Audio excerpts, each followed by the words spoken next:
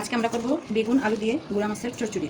এখানে বেগুন আলু নিয়েছি, কাঁচামরিচ, পেঁয়াজ, এখানে গুঁড়া মশলা, হলুদ, মরিচ, লবণ, ধনিয়ার গুঁড়া, সাথে দেবো একটুখানি রসুন বাটা।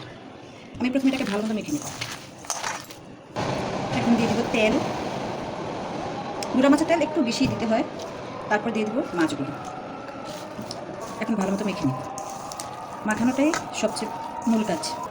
এখন হালকা একটু পানি দিয়ে দেবো। এখন চুলায় বসায় আমরা এটাকে একটা ঢাকনা দিয়ে দেবো। এদিকে আমার ভাতটা বলক এসে গেছে, আমার তরকারিটা হয়ে গেছে। এখন আমি করলা ভাজিটা বসাই দিব। এখানে আলু, পেঁয়াজ, কাঁচামরিচ, রসুন, করলা সব কিছু দিয়ে দিচ্ছি একসাথে।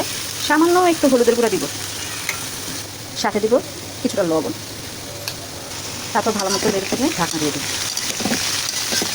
করলা ভাজি করতে বেশি সময় লাগে না, বড় যে 7-8 মিনিট।